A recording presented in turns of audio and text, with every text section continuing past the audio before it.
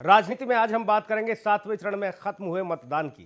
साथ ही बात करेंगे दिग्गजों की किस्मत की, जिनकी किस्मत ईवीएम में कैद हो गई है। तो चलिए शुरू करते हैं राजनीति।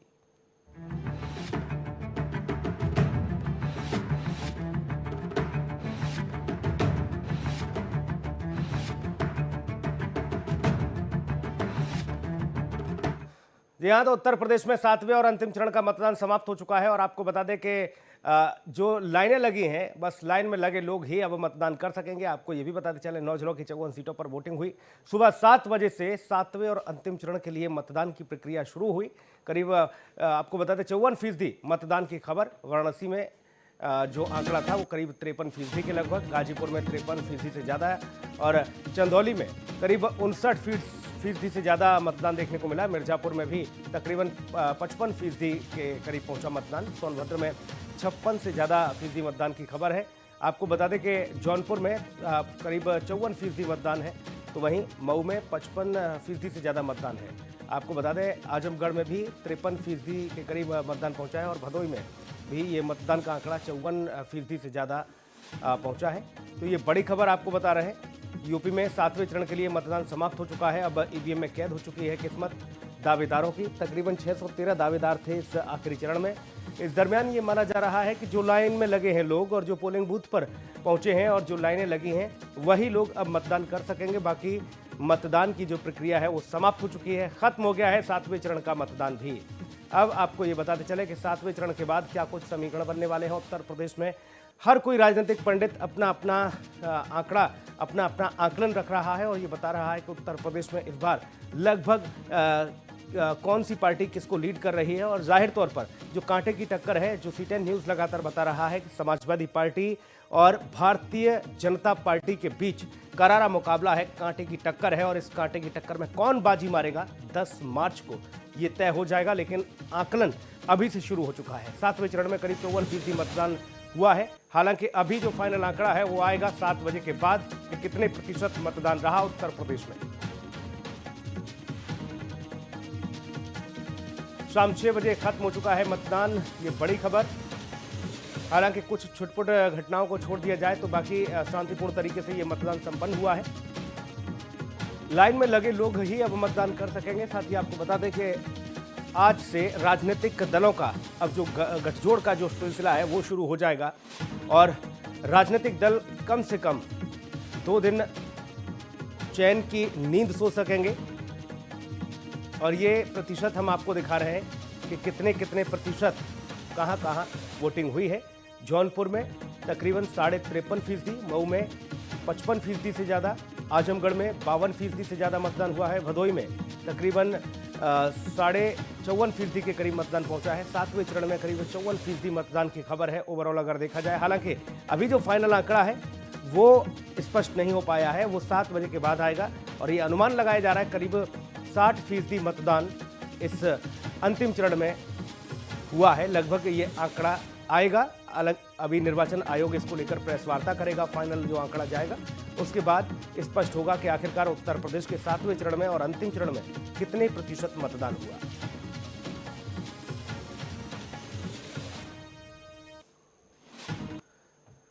तो उत्तर प्रदेश में आपको बता दें कि 9 जिलों की 54 सीटों पर वोटिंग हुई है और ये मतदान अब समाप्त हो चुका है और जो लोग लाइन में लगे हैं बस वही मतदान कर सकेंगे।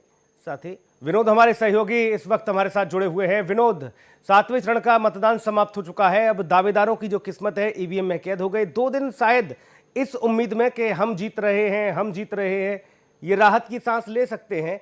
लेकिन 10 तारीख को फिर से धड़कनें, जैसे जैसे तारीख नजदीक आती जाएगी धड़कनें और तेज हो जाएंगी, क्योंकि उस दिन सब कुछ स्पष्ट हो जाएगा कि कौन जीता और कौन हारा।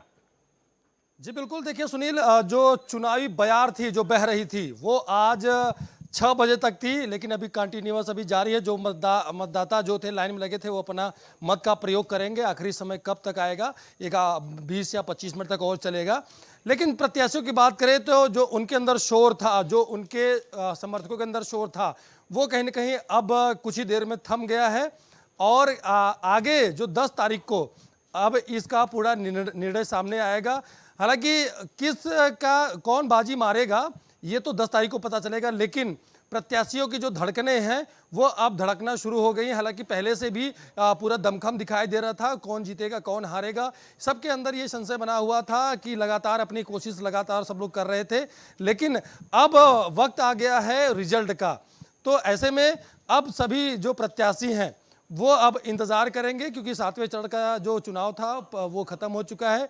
अब बारी है रिजल्ट की, तो सबको बेसब्री से इंतजार है कि रिजल्ट 10 तारीख को जब शुरू होगा, आना शुरू होगा, वो किसके फेवर में जाएगा। लेकिन जो मुद्दे थे लगातार, जो जिन आंकड़ों पे, जिन आधार पे वोटिंग हुई है, वो कहीं ना कहीं लोगों को समझ में आ चुका है। और जो प्रत्याशी हैं, खास करके जो प्रत्याशी जो मैदान में उतरे थे, और जो पार्टियां हैं, जो चाहे भारतीय जनता पार्टी, चाहे समाजवादी पार्टी, चाहे बसपा, कांग्रेस, जो भी दल हैं, उन सब को अंदरूनी पता है कि किसके फेवर में चुनाव जा रहा है। लेकिन अभी कोई बोल नहीं रहा है। जनता के बीच में भले से ही सब अपना दिखा रहे हैं कि भाई हम ही जीतेंगे, हम ही विनोद, ये जीतेंगे। माना जाए कि जो आंकड़े आएंगे और जो रुझान अब आने शुरू हुए हैं और जो लगातार एग्जिट पोल जो चल रहा है, उसमें ये माना जा रहा है कि देखिए नेक टू नेक फाइट है।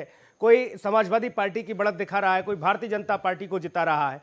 लेकिन जब रुझान आएंगे तो ये माना जाए कि अप्रत्याशित होंगे, उम्मीद से परे होंगे। कल्पना जो लोग कर रहे हैं उसको एकदम चौंकाने वाले नतीजे इस बार उत्तर प्रदेश देने वाला है। जी बिल्कुल सुनील, देखिए लगातार जिस तरीके से चुनाव के जो रिजल्ट आ रहा है वो कहीं ना कहीं चौंकाने वाला ही होता है। 2012 में देखिए समाजवादी पार्टी की सरकार बनी तो कोई इस बात की अपेक्षा नहीं किया था कि भाई समाजवादी पार्टी को इस तरीके का पूर्ण बहुमत मिलेगी और इस तरीके से उनके साथ में लोग जुड़ेंगे।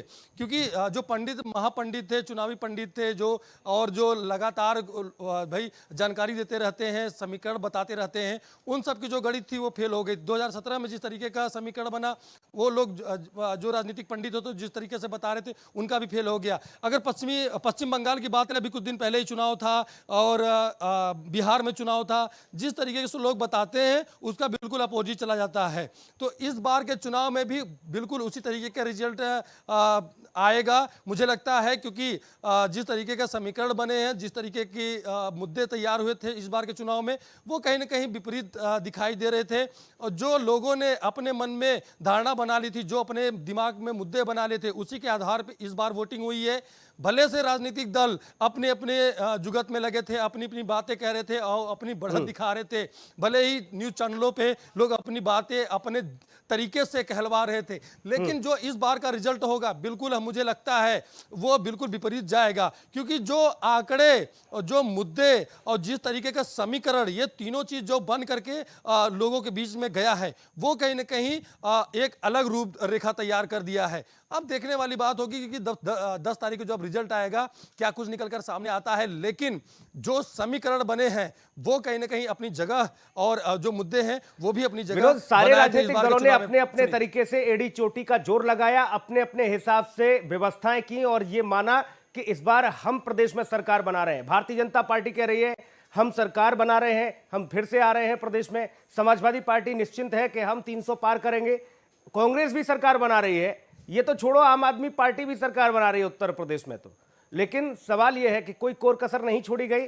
अब मतदाता ने किसको अपने इस सियासत की सिंहासन का राजा चुना है, ये तो तारीख तय कर देगी। 10 तारीख का समय 10, 11, 12 बजे तक तस्वीर साफ हो जाएगी। लेकिन आंकड़े, आकलन, सियासी गणित और ये तमाम सारी चीजें हैं, इनको लेकर लगातार डिस्कस चल रहा है।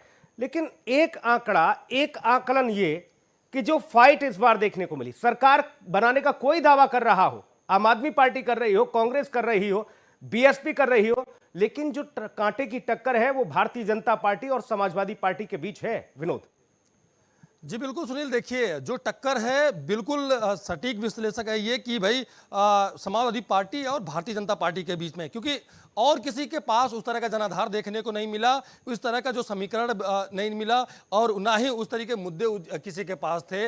और जिस तरीके की फाइट थी वो समाजवादी पार्टी और भारतीय जनता पार्टी के बीच में दिखी। हालांकि दमखम सभी राजनीतिक दलों ने दिखाया। प्रियंका गांधी को ले लीजिए, जहां जहां पर रोड शो किया उन्होंने, वहां पर एक भीड़ दिखाई दी। लेकिन क्या वो भीड़ वोटों में तब्दील होगी? जिस तरीके का जनाधार भारतीय जनता पार्टी ने अपने रैलियों में, अपने रोड शो में दिखाया, क्या अभी सवाल वही है, क्या उनके फेवर में जाएगी? और जिस तरीके से समाजवादी पार्टी के मुखिया अखिलेश यादव विजय रथ लेके निकले थे और तमाम मुद्दों को गिना रहे थे भारतीय जनता पार्टी को बैकफुट पर डालने के लिए, तो क्या उनकी भीड़, वो जो तमाम जो समर्थक थे जो अग्रेसिव दिखाई दे रहे थे, जो कहीं ना कहीं रोष में थे, दिखाई दे रहे थे कि भाई सरकार के प्रति, भारतीय जनता पार्टी के प्रति, क्या वो जो तमाम जो वोटर हैं उनको अपने तरफ आकर्षित कर पाएंगे? ये तमाम सवाल अभी का जो है वो जवाब आना 10 तारीख को बाकी है, 10 तारीख को आ जाएगा। लेकिन जो बीच जो लड़ाई थी, नेट टू नेट फाइट जो थी, वो समाजवादी पार्टी और भारतीय जनता पार्टी के बीच में, इसमें कोई दो राय नहीं है। देखिए, पश्चिमी उत्तर प्रदेश से चुनाव का आगाज हुआ, जिस तरीके के समीकरण बने, भारतीय जनता पार्टी और समाजवादी पार्टी के बीच में टक्कर दिखी। लेकिन पश्चिमी उत्तर प्रदेश में जिस तरह के समीकरण दिखा सुनील, वो कहीं ना कहीं समाजवादी पार्टी आगे बढ़ती हुई दिखाई दी। क्योंकि देखिए, जयंत चौधरी पश्चिमी उत्तर प्रदेश में थे समाजवादी पार्टी के गठबंधन में, और जो आरएलडी है वो किसानों की पार्टी है, समाजवादी पार्टी भी किसानों के हितैषी रही है। विनोद, कई सारे मिथक चले इस बार। एक मिथक ये चला कि भाई उत्तर प्रदेश में सबसे पुरानी देश की पार्टी कांग्रेस, वो बड़े लंबे अरसे से, यानी कि कई दशकों से सत्ता का वनवास भोग रही है, वहां नेतृत्व की कमी है, इसलिए कार्यकर्ता मजबूत नहीं। बहन जी को लेकर यह कहा गया कि बहन जी तो हैं, बहन जी को उनका जो कोर वोटर है उनको पसंद करता है, लेकिन वहां पर जो इच्छा शक्ति रही, जो क्षमता रही कि बाकी उनके जो मंत्रीगण थे, जो कद्दावर नेता बसपा में रहे, वो सब किनारे हो लिए, इसलिए बहन जी अकेली पड़ गई। यही अखिलेश यादव के साथ भी था। अखिलेश यादव का परिवार है, इस बार उन्होंने सबसे पहले परिवार को एकजुट किया। चाचा जो नाराज चल रहे थे, जिसका फायदा सत्र में भारतीय जनता पार्टी को मिला, जो परिवार में कलह थी उसका फायदा मिला, और इस वजह से समाजवादी पार्टी बिखर गई थी। लेकिन अखिलेश यादव ने इन सारी चीजों को किनारे करते हुए पहले खुद मोर्चा संभाला, वो खुद अपने चेहरे पर, अपनी मेहनत, अपने काबिलियत के आधार पर प्रदेश में निकले और एक बड़ा जनाधार, बड़ी ऊर्जा उत्पन्न करने में कामयाब भी रहे हैं अखिलेश यादव। आप देखिए, भारतीय जनता पार्टी की सरकार 5 साल रही है, बीजेपी का शीर्ष नेतृत्व किसी पार्टी को टारगेट नहीं कर रहा है, सिर्फ समाजवादी पार्टी को टारगेट कर रहा है। ऐसे में यह माना जा रहा है कि अखिलेश यादव ने एक बड़ी चुनौती दी है, और वो भी अपने दम पर, अकेले।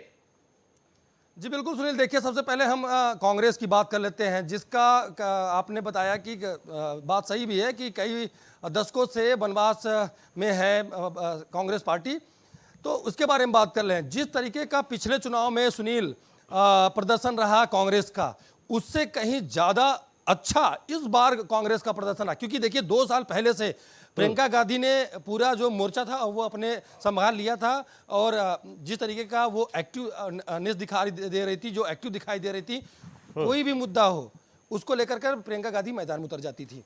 प्रियंका गांधी लगातार कोशिश कर रही थी कि जो जनाधार उनका खो गया है, जो कांग्रेस पार्टी कभी हुआ करती थी, जो लोग मर मिटने को तैयार हुआ करते थे कांग्रेस पार्टी के लिए, वो कहीं विलुप्त हो गए थे, उनको कैसे वापस लाया जाए।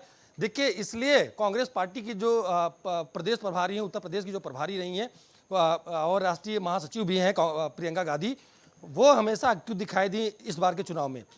ना राहुल गांधी नहीं दिखाई दी। एक बात और है विनोद, आपने आकलन किया ठीक, लेकिन एक सवाल सबसे बड़ा यह है कि कांग्रेस के लिए जो मर मिटने वाला कार्यकर्ता था वो तो आज भी है, लेकिन उसका अनादर किया गया, और जो कांग्रेस के छत्रप रहे, उन्होंने खुद कांग्रेस का बेड़ा गर्क करने में कोई कोर कसर नहीं छोड़ी है।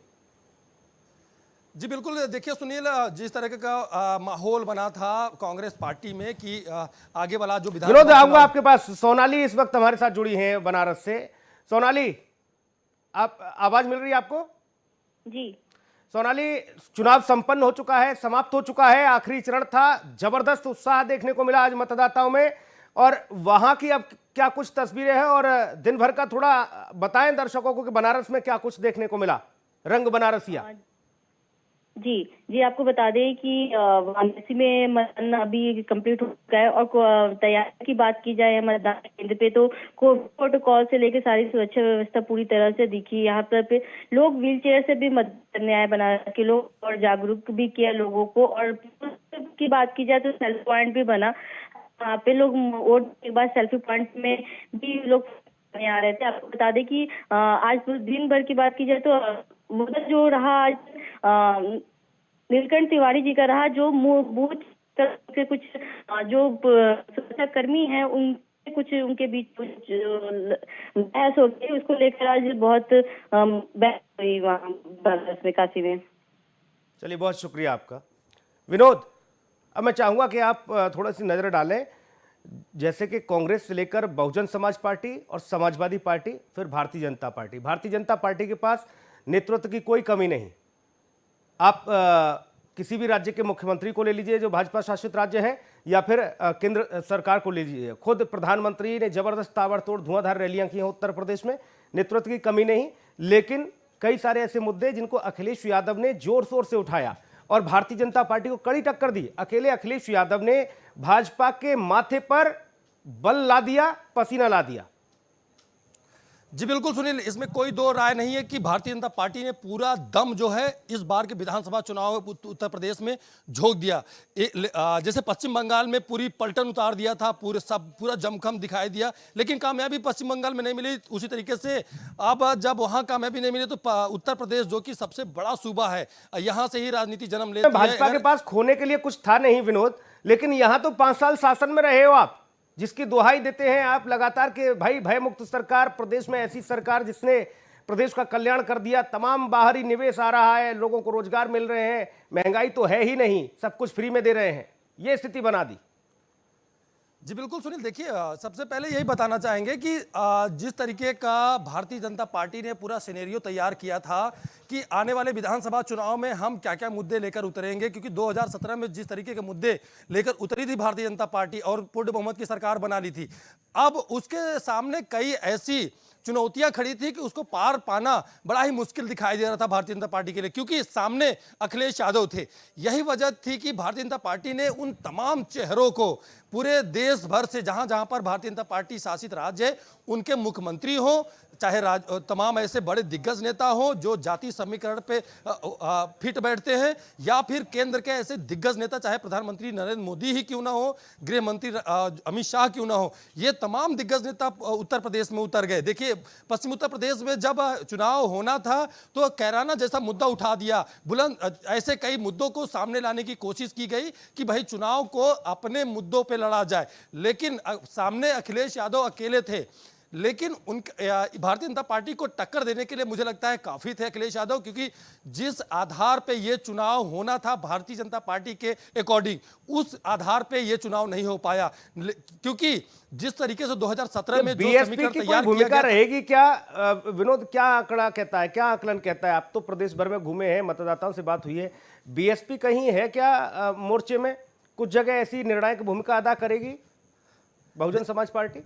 देखिए सुनील, अगर बसपा की बात करें तो मायावती ने पहले ही जब 2007 में सरकार बनाई थी तो उनका एक अलग जनाधार था, एक उनका खुद का वोट बैंक है मायावती का, बसपा का। लेकिन इस बार के चुनाव में कहीं ना कहीं वो बैकफुट पर दिखाई दी। वजह क्या थी ये तो वो खुद जानती हैं, लेकिन वो एक्टिव नहीं दिखाई दी, इसलिए उनका जो कोर वोट है, जो उनका परंपरागत जो वोट है, वो कहीं ना कहीं दूसरी तरफ जाता दिखाई दिया।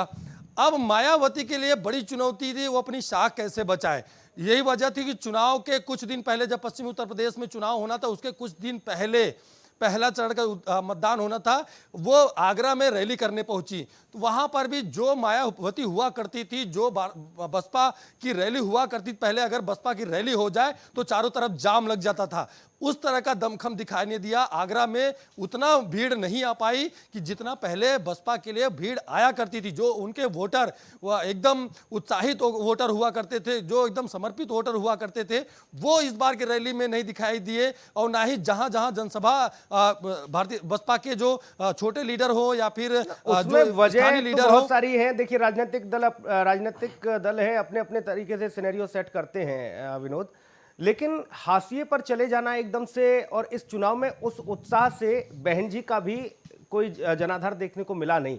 बहन जी लखनऊ में रही, लेकिन बाकी जगह जिस तरीके से समाजवादी पार्टी ने विजय रथ यात्रा निकाली, या इस तरह का माहौल बहुजन समाज पार्टी की तरफ से देखा नहीं गया। क्या ये माना जाए कि पीछे के दरवाजे से ही सही, लेकिन एक सॉफ्ट कॉर्नर बहन जी ने रखा है भारतीय जनता पार्टी के लिए? जी बिल्कुल सुनील, इस बात से नकारा नहीं जा सकता कि बसपा के जो नेता थे, या खुद क्यों ना बसपा की मुखिया हो, वो बैक डोर से कहीं ना कहीं भाजपा के समर्थकों, भाजपा के जो प्रत्याशी, उनको कहीं ना कहीं सपोर्ट करती हुई दिखाई दिए। और कई ऐसे नेता थे बसपा के जिन्होंने खुले मन से कह दिया कि समाजवादी पार्टी को हराना है और हम बसपा के जो प्रत्याशी उनको समर्थन देंगे। तो कहीं ना कहीं उनका जो शांत रवैया था वो कहीं ना कहीं चिंता का विषय था। देखिए, वजह थी इसके पीछे कई, जब 2019 में चुनाव लड़ा गया था 17 में, तो ऐसे कई मुद्दे थे जिसको लेकर मैदान में उतरी थी बसपा सुप्रीमो, और दूसरी तरफ अखिलेश यादव थे। देखिए, बसपा का साइलेंट होना, मायावती का साइलेंट होना कहीं ना कहीं समाजवादी पार्टी को और भारतीय जनता पार्टी को आमने सामने खड़ा कर दिया। अगर ये मायावती एक्टिव होती तो मामला त्रिकोणी हो जाता। बसपा का साइलेंट होना ही, देखिए, समाजवादी पार्टी और भारतीय जनता पार्टी के एक टक्कर आमने सामने से हो गई कि समाजवादी पार्टी और भारतीय जनता पार्टी ही टक्कर में है। तो देखिए, जहां जहां पर रैली हुई है और जितने भी राजनीतिक दल है अपने तरीके से प्रचार किया है, रोड शो किया है, पूरे दमखम के साथ में चारों तरफ दिखाई दिया, जाते हुए दिखाई दिए नेता, और अपने अपने तरीके से रैली कर रहे थे, अपनी जनसभा कर रहे थे, रोड शो कर रहे थे। लेकिन मायावती ने ऐसा कुछ नहीं किया। जहां पर उनका वोट बैंक है भी, वहां पर उन्होंने कुछ ऐसा नहीं किया जिसकी वजह से यह कहा जा सकता है कि मायावती भी इस बार चुनाव में एक्टिव है। एक उनकी जो पूरी तरीके से जो चुनाव में सामने आना वो नहीं देखने को मिला किसी को। तो कहीं ना कहीं ये पूरा माना जा सकता है कि मायावती ने बैकडोर से कहीं ना कहीं भारतीय जनता पार्टी को अपना समर्थन दिया, क्योंकि कई चर्चाएं भी सामने आ चुकी थी कि मायावती अब समाजवादी पार्टी को हराने के लिए कुछ भी कर सकती हैं, क्योंकि जो समीकरण बन रहे हैं उसके आधार पर अखिलेश यादव आगे जाते दिखाई दे रहे हैं। और मायावती के पास एक वजह और भी है, मायावती के पास एक वजह यह है कि जो उनके दिग्गज नेता है, रामअचल राजभर को ले लीजिए या फिर उनके कई ऐसे दिग्गज नेता हैं, विनोद, ये सारी चीजें तो चलिए चर्चा का विषय है ही। एक चर्चा का विषय और, राम का नाम लेकर भारतीय जनता पार्टी आगे चलती है। वो कहती है कि हम राम को लाए हैं और हम ही हैं सब कुछ, राम के पालनहार, उनको हमने बाहर निकाला टेंट से, मंदिर बनवा रहे हैं। राम के नाम पर वोट मांगते हैं और धर्म के नाम पर भारतीय जनता पार्टी, ये माना जाता है कि धर्म की विचारधारा को लेकर वो जनता के बीच जाती है। लेकिन रावण बीच में आ जाते हैं, फिर योगी आदित्यनाथ को सीधी टक्कर देने के लिए रावण पहुंच जाते हैं। तो ये रावण का कुछ जादू रहेगा क्या गोरखपुर में? जी बिल्कुल। देखिए सुनील, अगर रावण की बात करें तो रावण का अपना एक जो युवा है, दलितों में जो युवा वर्ग है वो बड़े लोकप्रिय हैं रावण उनके लिए। देखिए, जहां जहां पर उन्होंने रैली की, जब चुनाव का आगाज नहीं होता उसके पहले भी, पश्चिम में तो मान लिया जाए कि रावण धीरे धीरे अपना जो साम्राज्य है उसको बढ़ा रहे हैं, अपनी पार्टी के जनाधार को बढ़ा रहे हैं। लेकिन क्या वहां पूर्वांचल में इस तरह की स्थिति वो बना पाएंगे जिस दमखम के साथ उन्होंने चुनावी मैदान में टाल ठोकी, या फिर जमानत जब्त हो जाएगी? देखिए बिल्कुल सुनील, अभी तो कुछ कहा नहीं जा सकता क्योंकि रिजल्ट अभी आना बाकी है। सभी लोग कहते हैं भाई कि हम जीत रहे हैं। अगर हम बात करें रावण की, जिस सीट से लड़े हैं वहां से योगी आदित्यनाथ भी प्रत्याशी हैं और समाजवादी पार्टी ने एक मजबूत प्रत्याशी को टक्कर देने के लिए मैदान में केजरीवाल की तरह कहीं अटेंशन लेने तो नहीं गए वहां? केजरीवाल जैसे वाराणसी से पहुंच गए थे अटेंशन लेने प्रधानमंत्री के सामने, मोदी के सामने, इसलिए ऐसा तो नहीं कि चलो कम से कम चर्चा का विषय तो रहेगा कि रावण भी है भाई? जी बिल्कुल। देखिए, अगर हम बात करें अटेंशन लेने की, तो पहले ही रावण ने पहले ही कह दिया था कि योगी आदित्यनाथ जहां से चुनाव लड़ेंगे मैं वहां से लड़ूंगा, चाहे वो अयोध्या से लड़े। जब देखिए बात चर्चा में आई थी, जब चुनाव का आगाज नहीं होता तभी कि भाई इस बार जो चुनाव होगा, समीकरण थोड़ा सा समझने की कोशिश करूंगा। अगर रावण की भूमिका वहां रहती है, दो तरह की चीजें सामने आ रही हैं विनोद, उस पर थोड़ा सा प्रकाश डालिएगा। रावण अगर ये कहते हैं कि योगी जहां से लड़ेंगे मैं वहां से चुनावी मैदान में जाऊंगा, तो योगी आदित्यनाथ को भारतीय जनता पार्टी का जो कोर वोटर है और जो खुद योगी को लोग पसंद करते हैं वो और ज्यादा उत्तेजित हो जाएंगे। या तो ये कि एक बड़ी जीत योगी आदित्यनाथ की होगी, या फिर ये कि रावण अगर वहां गए हैं तो वो योगी आदित्यनाथ का खेल बिगाड़ देंगे। तो ये दो चीजें हैं, इसमें क्या माना जा रहा है, पहला वाला मसला सही या दूसरा वाला? देखिए सुनील, इसमें कोई दो राय नहीं है कि जब रावण वहां मैदान में उतरे हैं, एक तरीके से अब देखिए बसपा साइलेंट हुई और बीजेपी को सपोर्ट, दलित जो वोट है, जो 5 किलो राशन वाली बात आई थी, तो वो जो दलित वोट है, जो गरीब वोट है, वो उसको लुभाने के लिए 5 किलो का जो राशन का जो सिगुफा छोड़ा था भारतीय जनता पार्टी ने, वो अपने पाले में करने के लिए उन वोटरों को, तो कहीं ना कहीं उसको डीएक्टिवेट करने के लिए रावण ने वहां पर से ताल ठोक दी। और जो युवा वर्ग है, जिन अगर मुखिया, अगर दलित वर्ग के जो गरीब तबके के लोग के जो मुखिया अगर जहां पर वोट कर रहा है, तो कहीं ना कहीं वहां युवा भी वोट डाल देता था, लेकिन उन्हीं को रोकने के लिए रावण ने वहां जहां से योगी आदित्यनाथ मैदान में उतरे, तो वहीं से उन्होंने भी ताल ठोक दी। नहीं, अब जैसे मैदान में उतर समाजवादी गए, पार्टी तो कहीं ने ना एक कहीं आरोप लगाया कि असदुद्दीन ओवैसी जो आए हैं ये भारतीय जनता पार्टी की बी टीम का काम करते हैं। भाई जहां जहां जाते हैं इस तरीके की बयान दे देते हैं कि लोग फिर एक तरफा हो जाते हैं, बोले ना ऐसा कैसे बोल दिया असदुद्दीन ने, इनके खिलाफ तो हम बताएंगे, फिर वो बीजेपी को सपोर्ट मिल जाता है, भाजपा को वोट चला जाता है। तो मैं वही समझना चाह रहा था कि रावण ने कुछ इस तरह की स्थिति बनाई क्या कि और ज़्यादा वोटिंग, जो लोग नाराज भी थे वो भी हो बोले उन्हें ना, रावण को नहीं पसंद करेंगे। भाई देखिए सुनील, अगर हम समीकरण की बात कर लेते हैं, जहां से प्रत्याशी हैं योगी आदित्यनाथ, वहीं से समाजवादी पार्टी ने अपने प्रत्याशी को पूरी ताकत से मैदान में उतारा है। तीसरी तरफ है रावण। देखिए जो ऐसा तो नहीं है कि रावण के पास थोड़ा बहुत वोट नहीं जाएगा, और खास करके वो वोट जो योगी आदित्यनाथ को प्लस में ले जाता, अब वो वोट कहीं न कहीं रावण ने डीएक्टिवेट किया है। हमने पहले जिक्र किया ना, ये माना जाए कि ये समाजवादी पार्टी का थोड़ा नुकसान जरूर कर दिया, क्योंकि जो बीजेपी से नाराज है वो समाजवादी पार्टी को जाता, हो सकता है वो रावण की झोली में भी चला जाए। अब देखना ये होगा 10 मार्च को विनोद के किस किस को कितना कितना व्यवस्थाएं मिली इस प्रदेश में, और कौन सत्ता के सिंहासन की ओर अग्रसर रहा, किसके सर पे जीत का सेहरा बंधा। बहुत धन्यवाद, बहुत शुक्रिया इस सार्थक चर्चा के लिए। बहुत शुक्रिया विनोद।